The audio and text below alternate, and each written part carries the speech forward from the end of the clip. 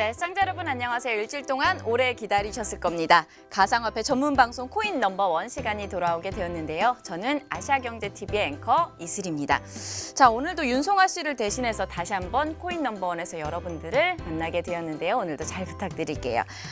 오늘 하늘 좀 보셨나요? 굉장히 날씨가 좋더라고요. 내일이면 벌써 처서라고 하는데 이제 처서부터 정말 귀뚜라미가 우는 시기, 그러니까 이제 가을이 정말 오는 시기다 이렇게 보시면 좋을 것 같아요.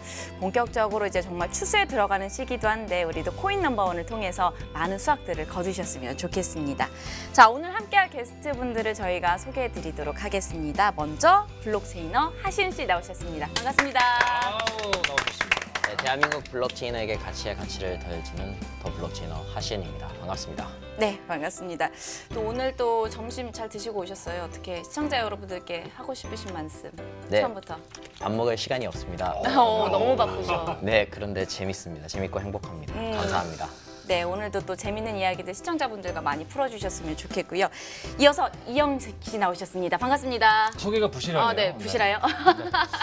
이제 지금 아시아경제TV를 검색창에 보시면은 연관 검색어에 이영식이 뜹니다. 그만큼 굉장히 또 큰 역할을 하고 있다라고 생각이 들고요. 앞으로도 더 멋진 모습 보여드리겠습니다. 영식입니다. 안녕하세요. 네, 반갑습니다. 오늘도 많이 부탁드릴게요. 네네. 네, 이어서 성균관대 소프트웨어학과의 최영규 교수님 나오셨습니다. 반갑습니다. 네, 반갑습니다. 네. 최영규입니다. 네. 간략하게 소개를 좀 해주실까요? 본인 소개. 예, 성균관대학교 소프트웨어대학 교수이고요. 네. 아직도 교수라는 명칭이 좀 생소하긴 하고요. 서먹서먹합니다. 네. 교수님은 얼마나 교수님을 하신 거예요? 이제 한 2년 했지요. 2년 하셨구나. 예. 욕하시는 거 아니고요?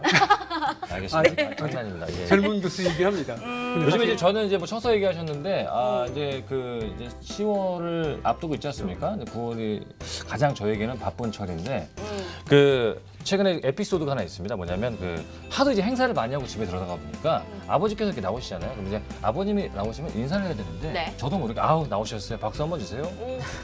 하도 이제 행사를 어머니가 된장찌개 열어도 뜨거운 박수 부탁드리겠습니다. 이런 게 이제 배워 있다 보니까 이제 그게 저만의 좀 약간 좀 고충이다. 그렇게 박수를 쳐다 그만하라고 집에서 행사를 하지 말라고 해도 저는 엄청 그렇던 요즘에 저의 근황입니다. 근황을 안 물어봐 주시니까 제가 셀프로 대답을 했습니다. 네, 알겠습니다.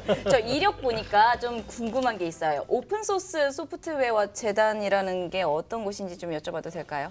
예, 오픈소스 소프트웨어 대전에서 이제 이사로 활동하고 있는데 이 소프트웨어 프로그램이죠. 이것의 그 내용이 소프트 코드가 공개되어 있기 때문에 모든 사람이 볼 수 있고 그것을 활용할 수 있고 이렇기 때문에 소프트웨어 발전에 굉장히 기여하는 그런 것이 오픈소스인데 이 오픈소스의 어떤 그런 좋은 장점들이 많은데 이것을 좀 더 한국에서 적극적으로 활용하고 잘 쓸 수 있게 하기 위한 민간 차원의 재단입니다. 사실상 네. 우리 블록체인 그리고 가상화폐를 구현한 거의 모든 소프트웨어가 거의 공개되어 있습니다. 네. 그래서 어떻게 보면 진입 장벽이 낮다고도 볼 수 있죠. 뭐 가상화폐랑 블록체인과 관련돼서도 많은 책을 쓰셨다고 하니까요. 오늘 좋은 말씀 저희가 좀 기대하면서 부탁을 드리도록 하겠습니다. 예, 잘 부탁합니다. 네, 일단 저희 코인 넘버원은 시청자 여러분들의 소중한 의견을 반영하고 있습니다. 참여 방법 안내해 드리도록 할게요. 유튜브에서 실시간 동시 화면을 저희가 방송을 하고 있는 상황인데 채팅창에 코인캐스트라고 검색하고 들어오시면 될 것 같고요. 질문 있으시면 이 창에 올려주시면 저희가 방송 중간중간에 답변해 드리도록 할 테니까요. 궁금한 점 있으시면 또 적극적으로 참여해 보시면 좋을 것 같습니다. 자, 이제부터 본격적으로 시작을 해보도록 하겠습니다. 생방송 토크쇼 코인 넘버원 지금부터 시작합니다.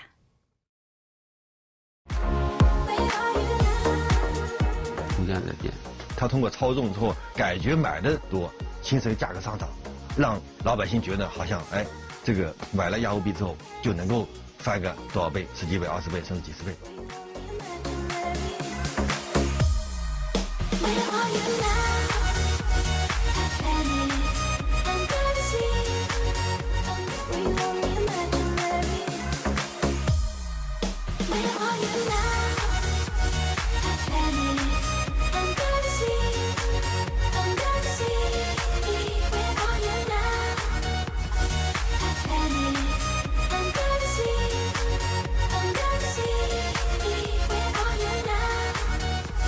Planet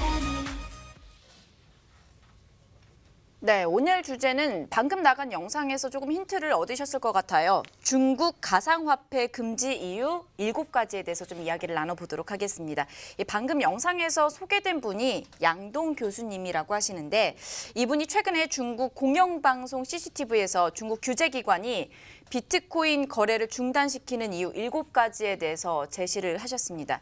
뭐 일단 이 부분에 대해서 우리가 좀 얘기를 나눠보도록 할게요.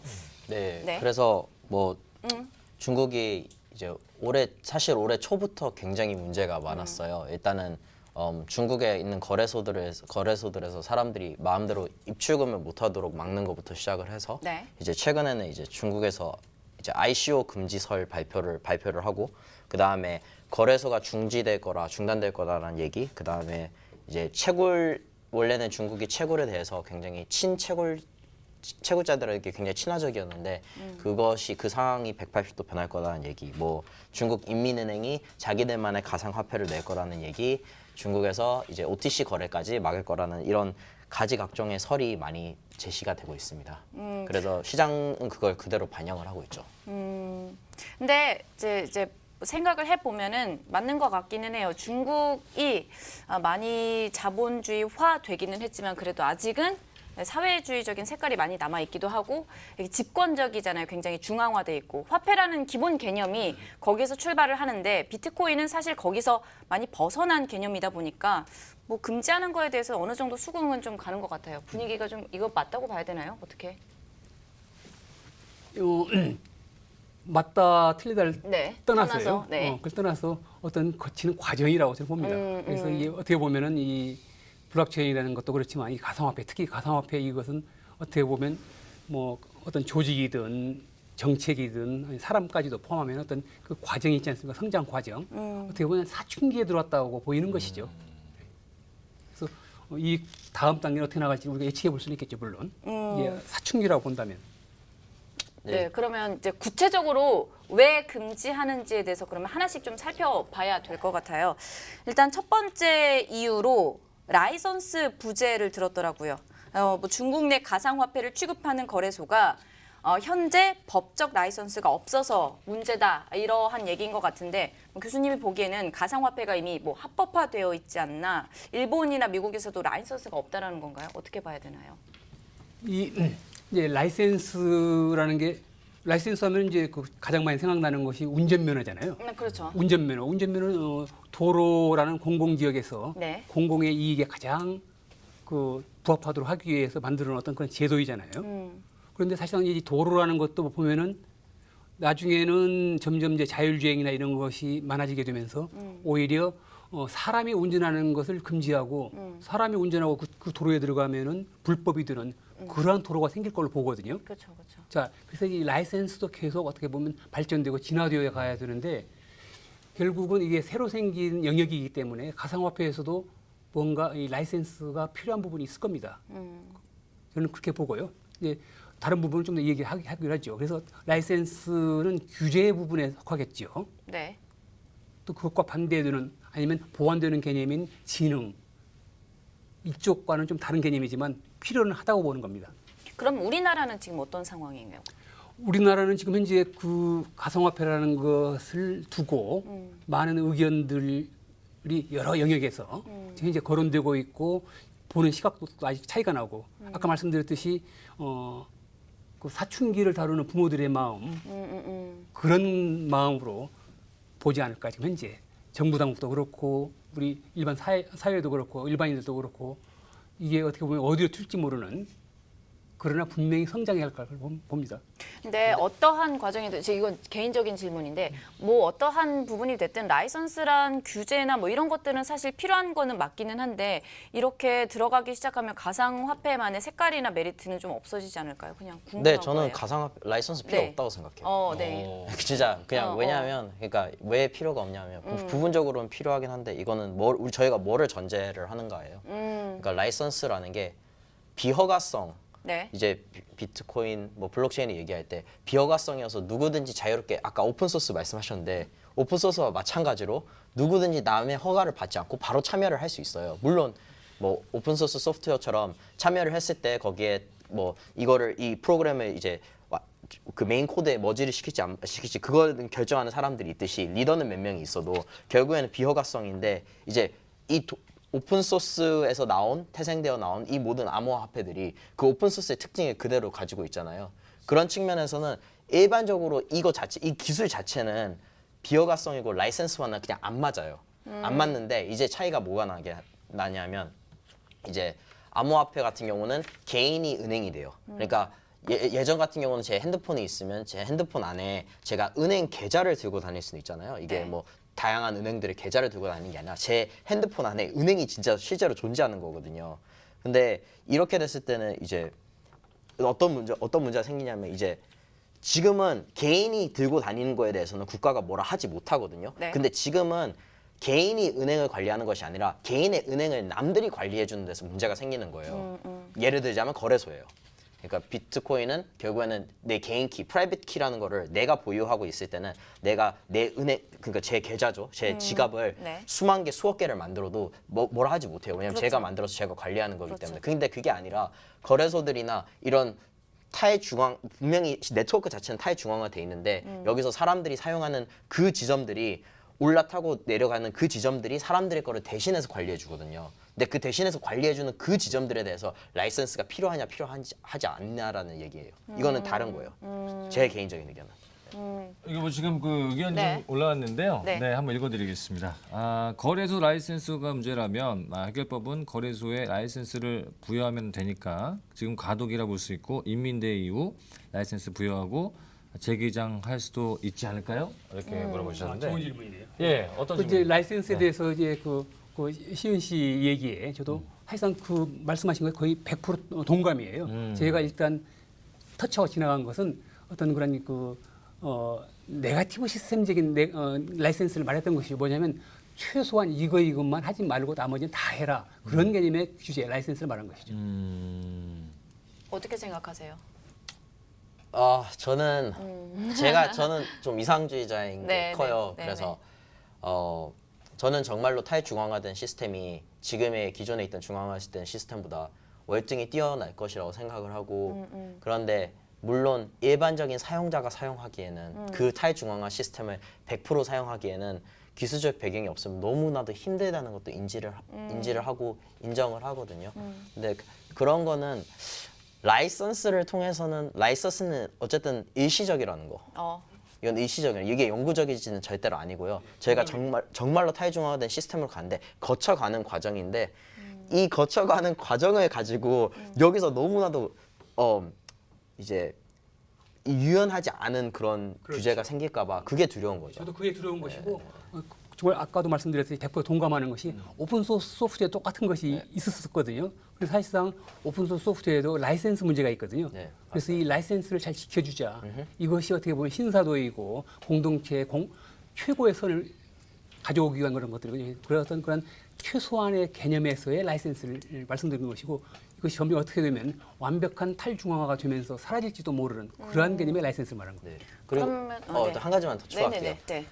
그러니까 아까 중국이 사회주의다 말씀을 하셨잖아요. 네. 근데 이것은 이제 결국에는 감시의 문제거든요. 그러니까 국가가 국민들을 감시할 수 있냐, 감시할 수 없냐 이건데 국가에서는 그러니까 눈 한 쌍으로 국민들을 전부 다 감시하는 거예요. 이거는 저희가 뭐 우리나라도 국정원 문제도 있었죠. 그쵸. 그리고 미국이나 중국 같은 경우는 이 문제가 훨씬 더 심하단 말이에요. 미국은 자기 우방국들까지 전부 다 이제 자기들이 정보를 다 스파이를 보내가지고 정보를 수집하고 있다는 게 그 스노우덴을 통해서 밝혀졌잖아요. 그런데 이 감시하는 시스템이 지금은 제일 위에 있는 한 쌍의 눈이 다른 모든 사람을 보고 있는데 문제는 뭐냐면 이 모든 사람들이 이 한 사람도 동시에 볼 수 있어야 된단 말이에요. 서로 상호적으로 이게 체크를 할 수 있어야지만 시스템이 운영이 잘 되는데 지금은 일방향적인데 이제 탈중앙화를 시키고 오픈소스 라이센스 이 모든 것들이 위에서 한 사람이 보는 것이 아니라 서로 끊임없이 서로를 지켜보면서 제대로 행동을 하고 있는가 안 하고 있는가 그러니까 정말로 이렇게 위에 있는 중앙 집권 그런 체제를 신뢰하는 것이 아니라 이 네트워크 안에서 이 원리를 저희가 신뢰를 하는 거죠. 그렇죠. 근데 앵커님 이게 이해가 가요? 무슨 얘기인지? 네.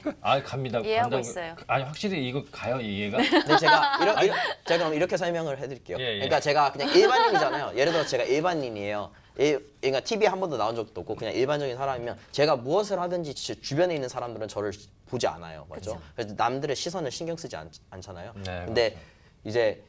이제 커미디언도 하시고 다양한 일을 하시면 이제 사람들의 시선이 느껴지잖아요. 그렇죠. 느껴지는데 느껴지는 만큼 내가 조심스럽게 행동을 한다는 거예요. 그런 얘기. 그런데 어우, 좋다. 국가는 조심스럽게 행동을 안 해요. 교육법이 좋다 지금. 국가는 조심스럽게 행동을 할 필요가 없죠. 왜냐하면 가릴 수 있는 게 너무나도 많으니까. 근데 이 일방향적인 거를 쌍방향으로 하고 아예 진짜로 막 민주주의 국가라고 하는데 문제는 민주주의 국가에서 국가가 다른 모든 사람보다 위에 있어요. 그 정부 기관들이. 근데 이것까지 민주적으로 만들고 너무 이상적인 얘기일 수도 있는데 이게 수평적인 관계가 된다면 모두 조심해서 좀 더 나은 사회를 만들어갈 수 있지 않을까. 그런 것이 이제 돈을 통해서 저희가 이제 블록체인이 그런 거를 약속을 하죠, 저에게. 야 오늘 생일이에요? 아니에요. 말을 너무 잘하네. 무슨 래퍼하는 줄 알았어요. 아니에요. 야 오늘 귀에 쏙쏙 들어갑니다. 그러니까 제가 쏙쏙 들어오기 전에 들어오게. 비유의 달인이라는 얘기 들었는데 그러니까 역시 아니에요. 이게 사실 이제 시청자 여러분들이 지금 막 배우시는 분들 계시기 때문에 그쵸. 저는 완전 시청자 입장에서 좀 여쭤본 그럼요. 거기 네, 때문에 맞습니다. 지금 비유 너무 좋으셨어요. 네, 그렇게 좀 쉽게 좀 얘기해 주세요. 네. 쉽게 얘기하셨습니다. 예. 네, 알겠습니다. 이어서 그러면 두 번째 문제를 좀 살펴보도록 할게요. 두 번째 이유는 비트코인의 높은 가격 변동성 때문이라고 합니다. 이건 어떻게 생각하세요? 그러니까 그만큼 많이 오르는 만큼 또 떨어질 때도 많이 떨어질 수도 있다 이런 거 아닌가요?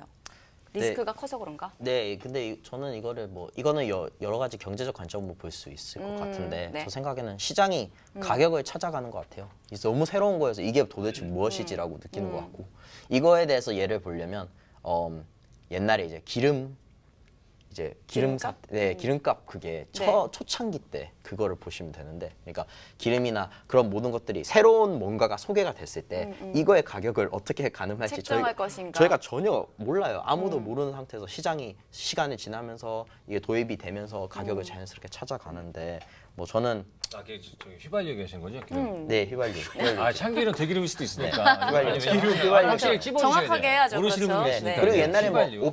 오펙 그런 사태도 생각했죠. 네, 저는 너무 어렸을 때인데 그때 당시에 있는 거 찾아보면 기름 가격이 저 중동에 있는 나라들 몇 나라들이 쥐었다 폈다 이러면 가격이 왔다 갔다 했잖아요. 그렇죠. 근데 지금 같은 경우는 어떻게 보면 비트코인도 아니면 암호화폐도 그런 비슷한 상황일 수도 있죠. 쥐었다 폈다 할 수 있으니까 시장이 작으니까. 거기에 대해서 저도 네. 이제 좀 제 나름의 생각이 있는데요. 네네. 이 가격 차이가 전혀 전 세계에 가격 차이가 없이 동일한 가격이라면 그게 과연 제일 좋을까요? 장단점이 다 있지 않을까요? 저는 이렇게 봅니다.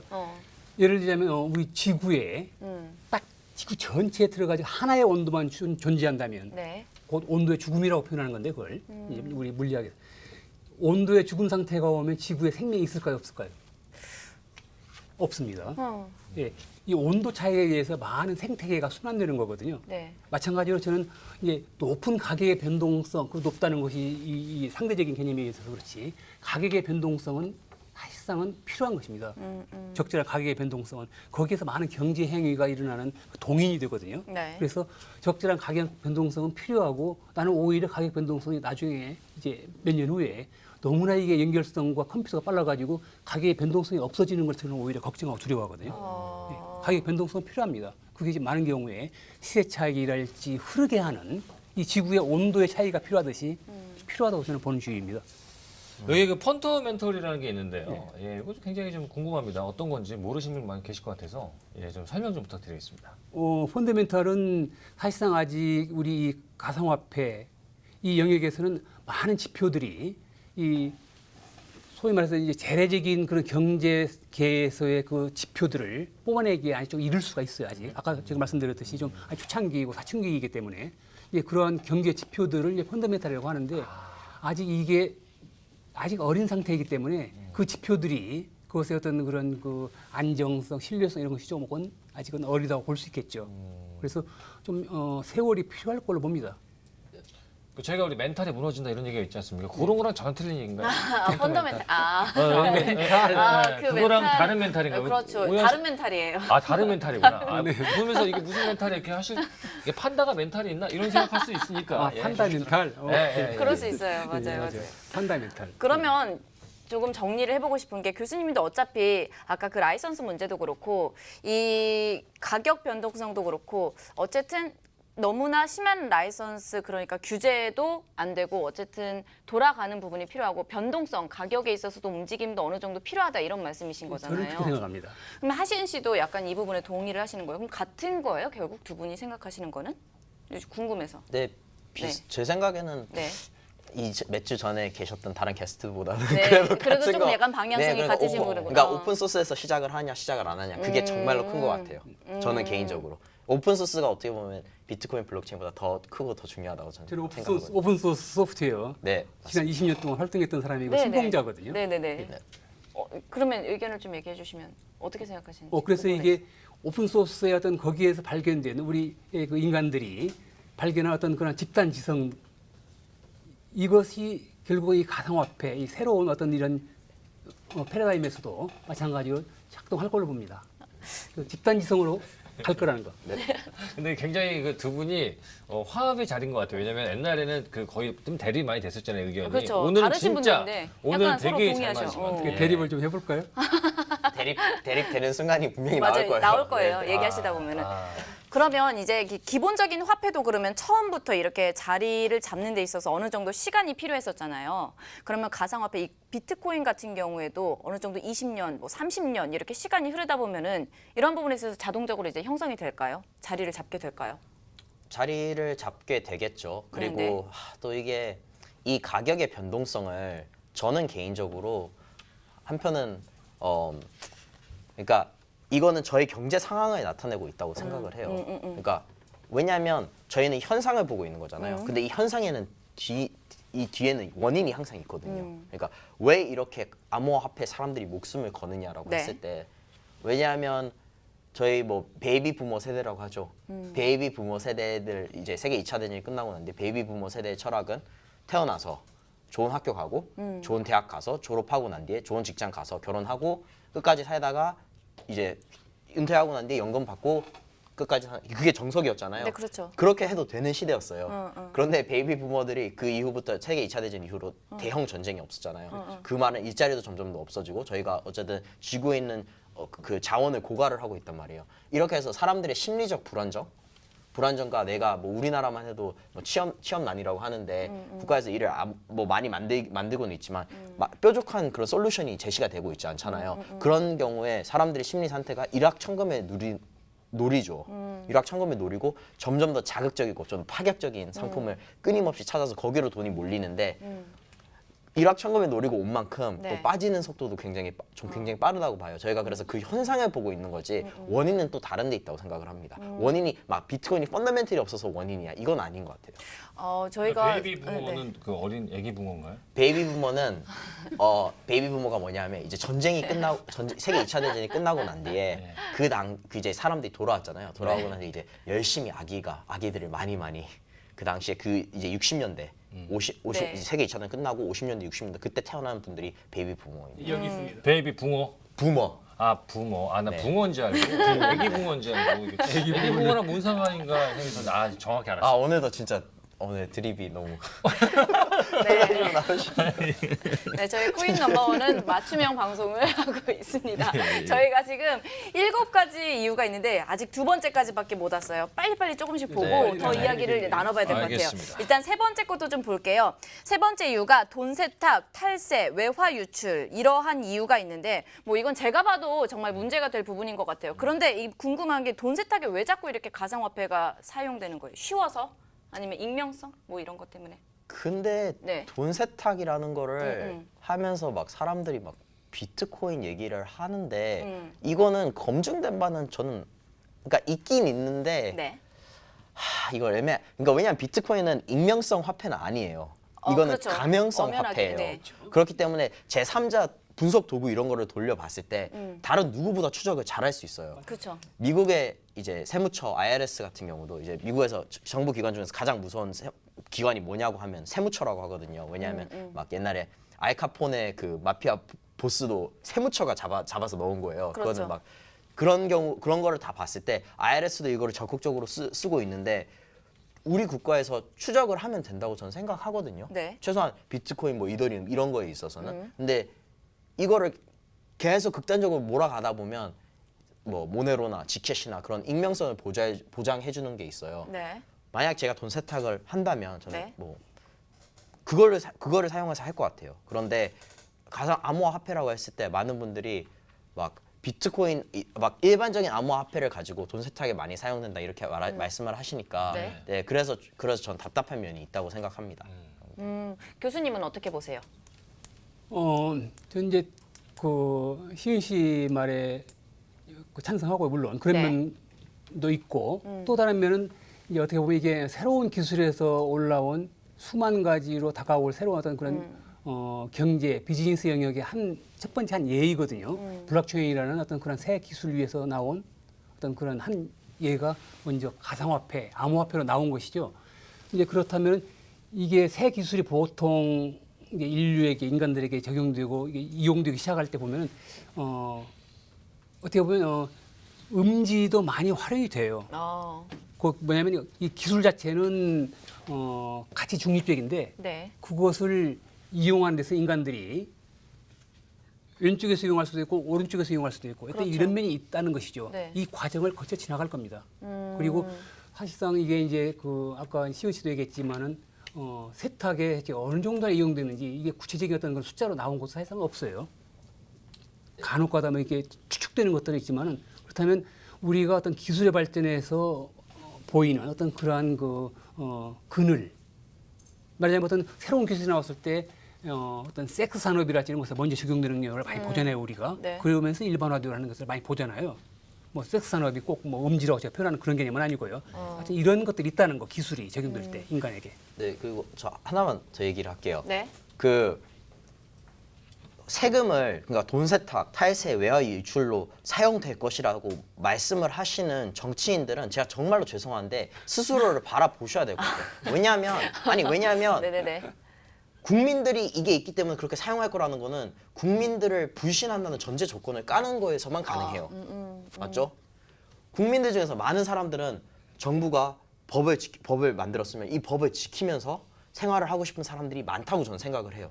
정말로. 이거는 이제 국가에서 정해야 되는 건데 내가 규제를 정말로 사람들이 유연하지 않은 규제를 했을 때 네. 그거는 국가로서 나는 국민을 믿지 않는다라는 걸 나타낸다고 생각을 하거든요. 그렇기 때문에 반대로 정부가 국민을 믿는다면 이 기술을 좀 더 공부를 하고 이제 세금의 재구성은 있을 수 있어요. 그렇죠. 기존 세금 시스템이 굉장히 노후화된 시스템일 수 있기 때문에 저희가 암호화폐, 가상화폐가 이제 주가 되는 그런 사회에서는 이게 완전히 재구성이 돼야 되고 국가는 거기에 이제 연구를 하는데 집중을 해야지. 네. 당장 놓고 과거 세금 시스템인데 새로운 화폐야. 너는 못 믿겠어.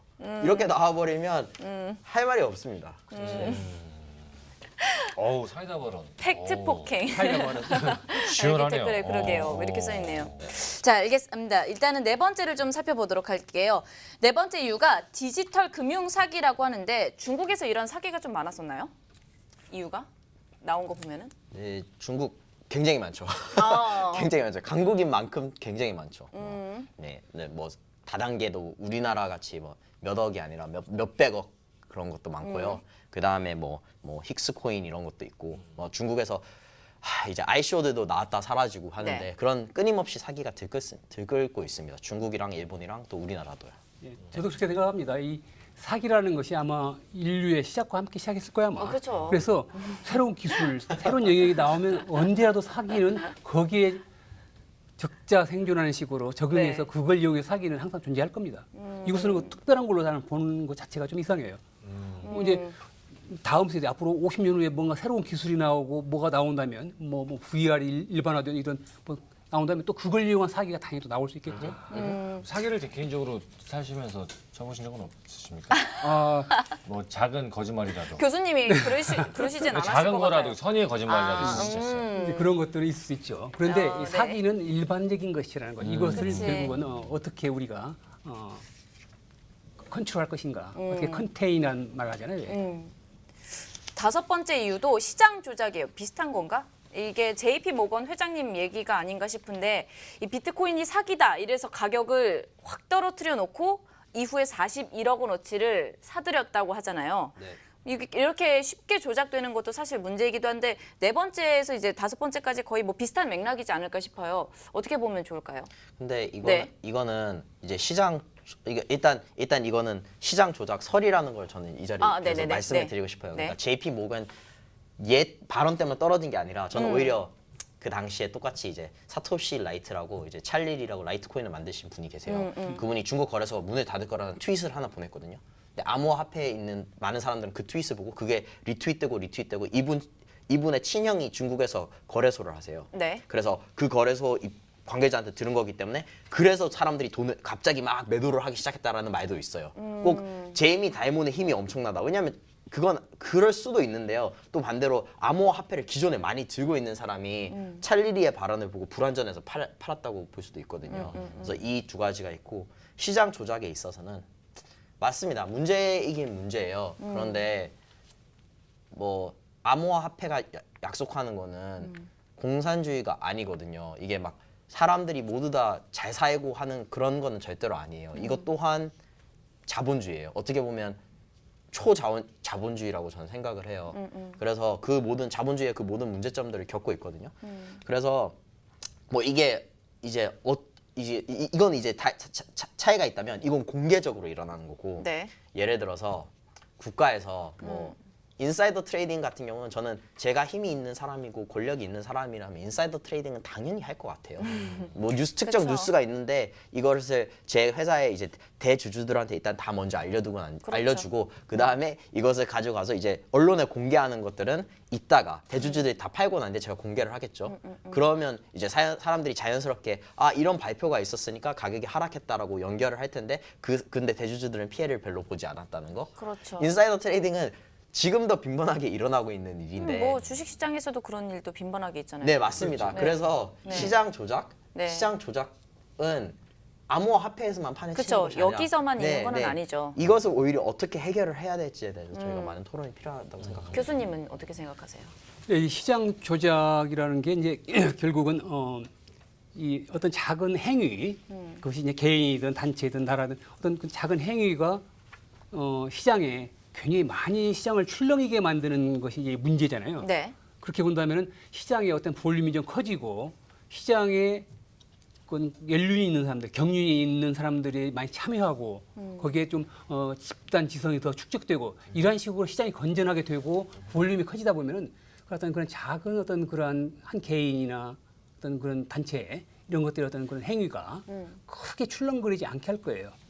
그래서 저는 이것을 시장 조작이라고 보는 것은 그것을 어떻게 보면 시장이 아직 작다는 의미로 보는 것이지 어떤 그런 아까 시은 씨가 말한 것처럼 그러한 이거 뭐 인사이더 트레이딩도 말할 수 있는 어떤 그런 모든 행위들이 시장에 그 부정적인 영향을 미치지 않을 정도로 시장이 건강하고 면역력이 있고 볼륨이 크면 된다고 나는 생각합니다.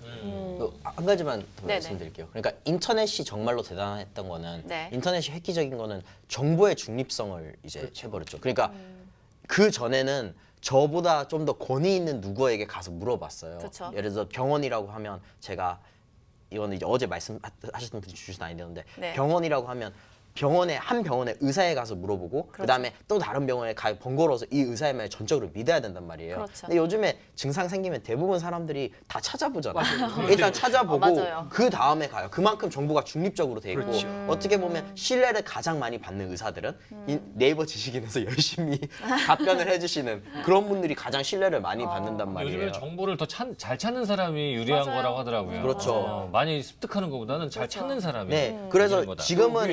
지금은 이제 정보의 중립성이 아직 좀 암호화폐 시장에 있어서는 이제 뭐 다른 분야보다는 좀 더 덜 확립이 됐다고 생각을 해요. 네, 그러면 여섯 번째 이유도 좀 살펴볼게요. 보안상의 위험인데 거래소나 개인 지갑은 해킹의 위험이 있다 이렇게 들은 적이 있었는데 뭐 비트코인 블록체인 자체도 해킹 위험이 있나요? 네, 비트코인 블록체인 자체가 네, 해킹 위험이 있다. 그거는 네, 뭐 좀 기술적이게 들릴 수도 있는데 네트워크 자체가 뭔가 문제가 있을 수 있다라는 거는 저는 그거는 거의 가능성이 제로에 가깝다고 생각을 해요. 누구 마음대로 원장의 장부를 네. 조작을 할 수 있다. 그거는 정말 힘든 일이거든요. 그래서 어떤 이유에서요? 그 이유는 네, 일단은 뭐 예를 들어서 중국 채굴을 기반으로 했을 때 일단 장부를 제가 마음대로 조작을 하기 위해서는 채굴 그 파워의 51%를 모아야 되는데 그 51%를 모으기 위해서 채굴기를 사들여야 돼요. 네. 그리고 그만큼 전력이 한 곳으로 몰리는 것도 저희가 볼 수 있을 것이고 그 모든 것을 목격을 하거든요. 그렇죠. 근데 그걸 목격하면서 다른 사람들이 자유경제다 보니까 덩달아서 자기들도 채굴기를 사기 시작할 거고 준비를 할 거란 말이죠. 네. 교수님이 어떻게 보면 소프트웨어학과 하신 말씀도 있으실 것 같아요. 보안이라는 건 어떻게 네. 보면 이제 끊임없이 창과 방패처럼 네. 우리가 그 고려를 해야 되고 보안상의 위험이 있다는 이러한 그 비판이나 지적을 우리가 사실상 이 블록체인이나 가상화폐에서 활동하는 사람들은 심각하게 받아들여야 됩니다. 이건 뭐가 더 비싸냐면 그 블록체인 자체, 가상화폐 자체는 아주 거의 완벽한 금고라고 볼 수 있어요. 네. 근데 그 금고를 둔 방이 시건 장치가 안 돼 있달지 그 금고를 둔 방을 들어가는데 문이 비밀번호가 112든가 뭐 이렇게 쉽게 할 수 있는 그 정도 취약하다면 금고 자체는 완벽한데 그 금고를 들어가는 방 문이 그렇게 소수하다면 이것은 보안이 취약한 거예요. 취약한 건 취약한 거예요. 그래서 보통 보안은 이제 최소율의 법칙이 적용된다고 하잖아요. 보안이 쭉 흘러가는데 거기에서 제일 취약한 데에 의해서 그 수준이 보안이 적용된다. 그래서 이게 이제 최소율의 법칙이라고 하는데 그래서 어떤 부분이 취약한가는 끊임없이 찾아야 되는 것이죠. 그리고 그걸 보강해야 되는 것이고 그래서 이것은 결국은 인간이 어떤 탐욕이 있기 때문에 항상 이 어떤 그 취약점을 이용해서 사익을 취하려는 그런 탐욕에 항상 유혹을 받을 겁니다. 인간들의 일부는 이것을 그래서 창과 방패처럼 보강해 나가야 된다는 것. 네, 저도 동의합니다. 그러니까 최소율의 법칙에 의하면 네. 지금 가장 취약한 곳은 거래소예요. 맞습니다. 다른 오히려 데가 아니고 블록체인이 아니고 개인 지갑이 보호하는 것이 아니고 거래소예요. 그냥 거래소 한 군데 털리면 네. 거기에 있던 모든 고객들의 정보가 다 노출이 되기 때문에. 거기는 금고 다 가져가 버릴 수가 있어요. 그러네. 그럴 수도 있겠네요. 지현 씨 궁금한 게 있는데 사이퍼펑크가 뭐예요?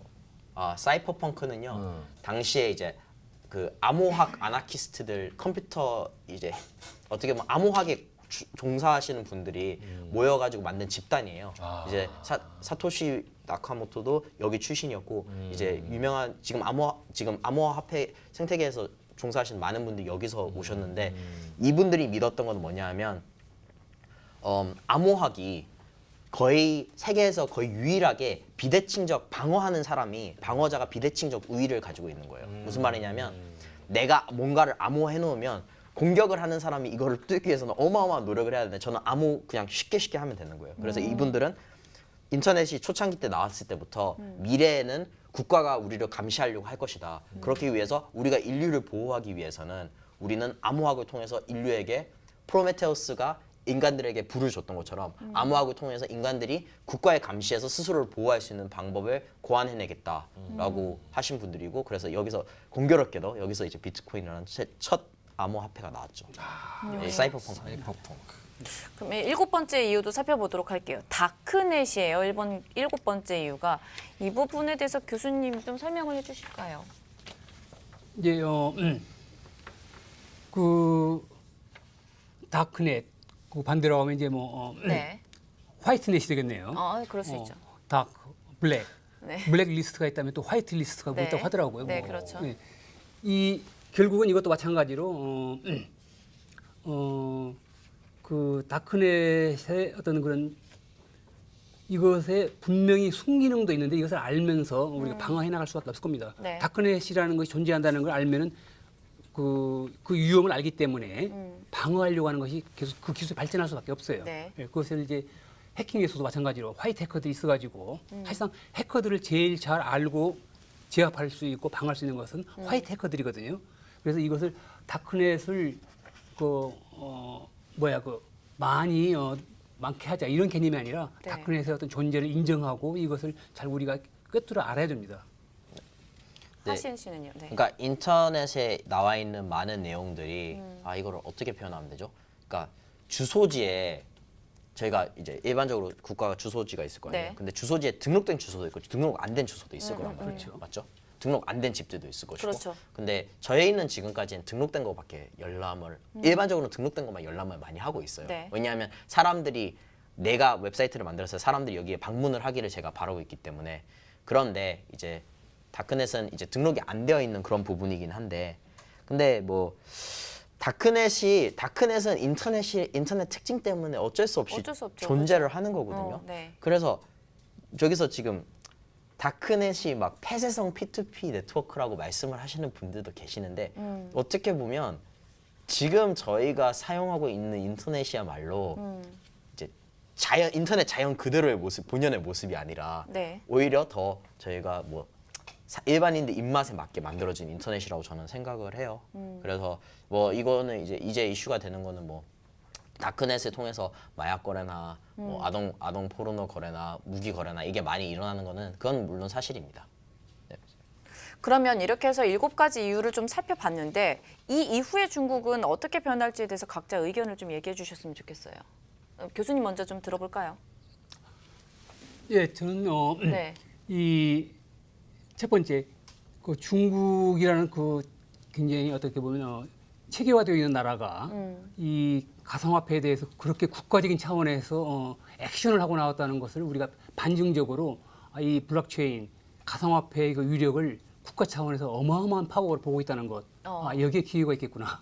그 중국의 반응을 보고 그 우리가 그 어떻게 보면 역발상할 수 있습니다. 그래서 중국은 이 가상화폐를 굉장히 심각하게 받아들이고 있구나. 그리고 이것의 파워는 중국이 두려워할 정도구나. 그렇다면 영리한 중국이 영리하겠죠. 네. 예.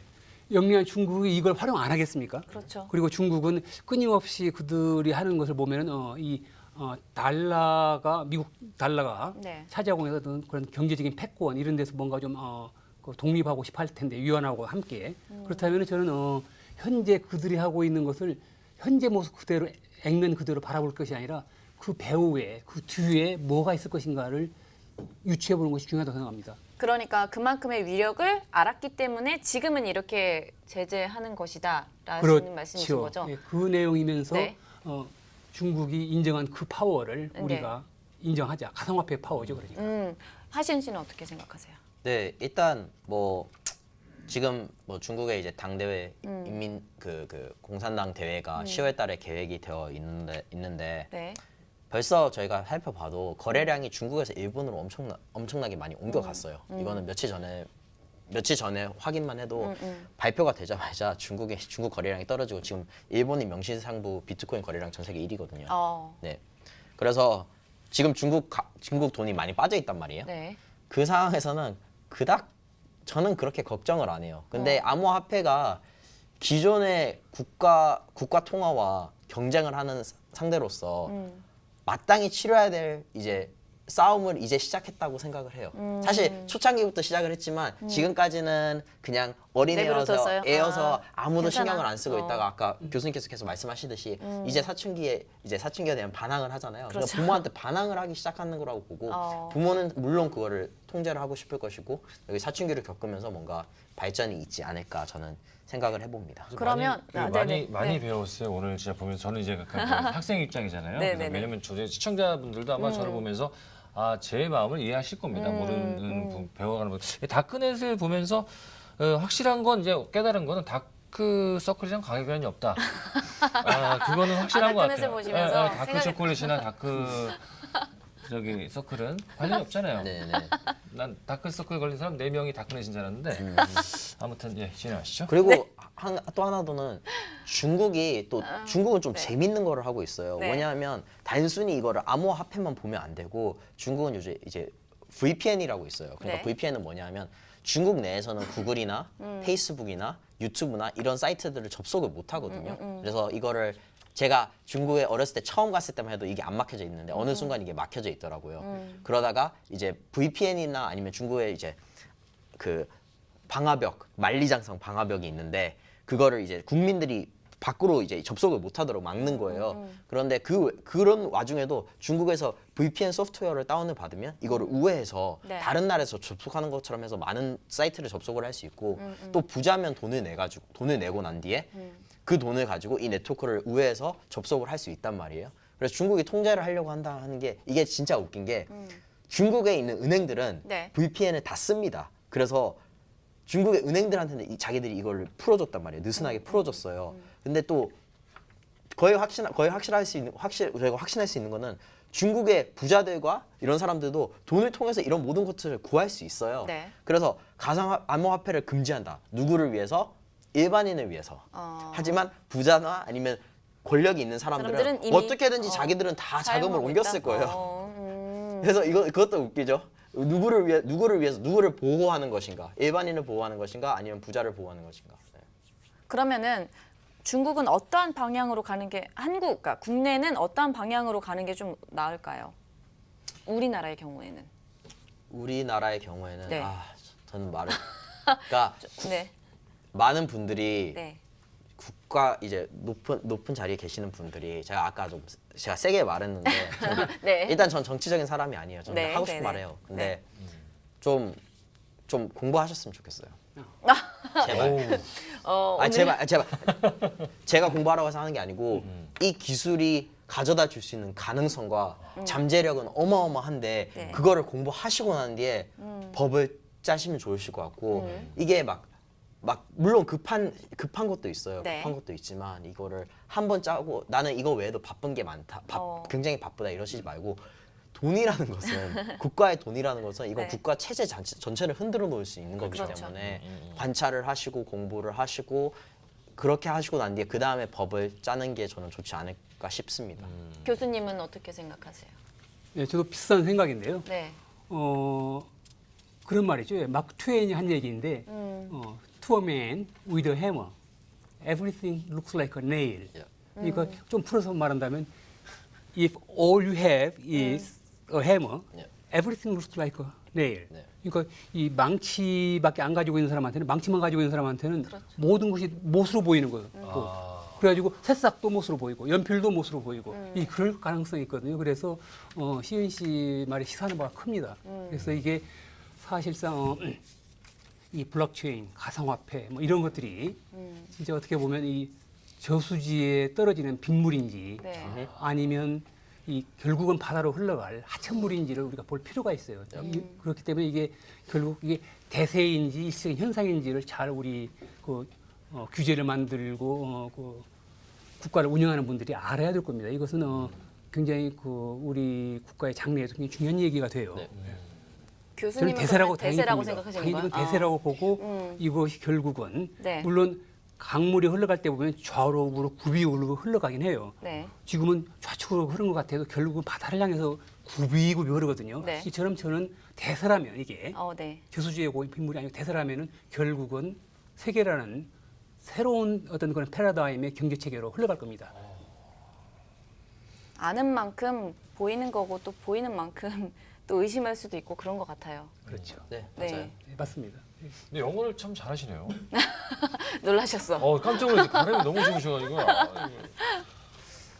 발음 어디 외국에 좀 잠깐 갔다 오셨어요? 예, 잠깐 미국에서 23년 살았습니다. 23년. 이태원 아니죠? 거기도 미국에 그러면 우리나라도 Would you like 규제. something drink? 예. 네. 저도 한번 해봤어요. 네. 그러면 우리나라도 규제를 할까요, 이제? 저는 네. 시은 씨 의견을 100% 공감하는데 그것을 좀 다른 차원에서 이렇게 표현했다고 봐주시기 바라요. 특히 오픈 소스를 그것의 파워와 그것의 집단 지능성, 이거 어떤 그런 것을 아는 사람으로서 체험한 사람으로서 분명히 이 성장해 가는 그 과정에서 어떤 규제, 그러나 그 규제가 나무 껍질처럼 항상 그대로 있으면 안 되는 것이죠. 나무가 커지면 그 껍질이 벗겨져 버리거든요. 새로운 껍질이 생깁니다. 이처럼 이와 같은 것이 규제인데 규제는 규제 자체가 목적이 아니라 그 안에 있는 걸 보호하고 키우기 위한 거거든요. 자, 그러면 이것과 함께 규제와 함께 우리가 신경 쓰고 특히 국가를 경영하는 분 이런 분들 신경 써야 되는 것은 지능이라는 쪽입니다. 프로모션. 그래서 규제와 프로모션 이것이 함께 가주어야 정말 이게 대세라면은 바른 방향으로 나갈 겁니다. 규제라는 한쪽만 가면은 새는 결국 한 방향으로 날아갈 수가 없죠. 네. 그래서 지능 쪽도 필요할 겁니다. 네. 이렇게 해서 가상화폐 규제와 관련돼서 이 시장의 흐름에 대해서 저희가 좀 살펴봤습니다. 매번 느끼는 건데 이 시간이 굉장히 좀 짧은 것 같아요. 좀 되게 아쉬운데 계속해서 다음 시간에 좀 참여를 해주시면서 저희가 많은 이야기를 나눠보도록 하겠습니다. 아쉽지만 저희는 여기서 끝났습니까? 네, 오, 진짜 되게 빨리 시간이 끝나네요. 빨리 가죠. 진짜 빨리 끝납니다. 예. 네, 좀 아쉽지만 저희가 시청자 여러분들께 인사를 드려야 될 것 같아요. 제가 하나, 둘, 셋 하면은 코인 넘버 원 하고 마칠까요? 네, 예. 마칠게요. 하나, 둘, 셋. 코인 넘버 원. 원. 다음 주에 봐요. 안녕.